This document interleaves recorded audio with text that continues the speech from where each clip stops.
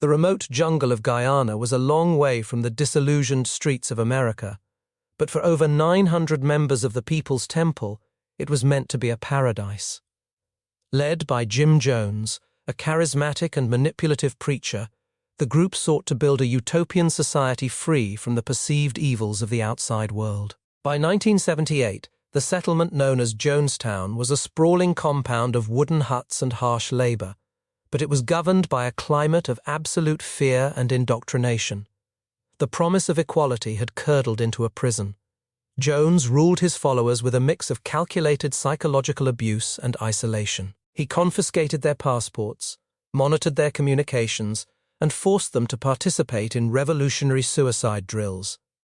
He convinced them that the world outside was intent on destroying their collective project, driving a wedge between his followers and their families back home. The members, exhausted and terrified, became entirely dependent on Jones for their physical and spiritual survival, unaware that their leader was spiraling into paranoia and drug-induced instability. The end began with the arrival of a U.S. congressional delegation, led by Leo Ryan, who had come to investigate reports of human rights abuses. As the visitors attempted to leave with several defectors, they were ambushed at a nearby airstrip. Congressman Ryan and several others were murdered, signaling to Jones that his time was up. With the inevitability of intervention looming, he called his followers to the central pavilion and commanded them to perform the final, ultimate act of loyalty. What followed was one of the most horrific scenes in human history. Under armed guard, the residents of Jonestown were forced to consume a cocktail of grape-flavored drink mix, cyanide, and sedatives. Parents fed the poison to their children before taking it themselves.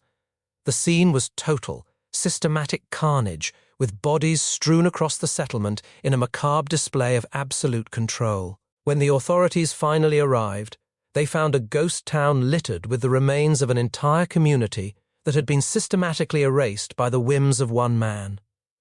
Jonestown stands as a chilling testament to the dangers of unquestioning devotion and the terrifying power that one person can hold over a collective. It is a story that goes beyond the tragedy of a single event, forcing us to consider how easily the line between faith and exploitation can be crossed.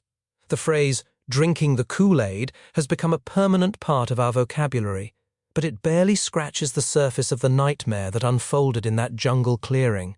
Some cases get solved, some just get colder.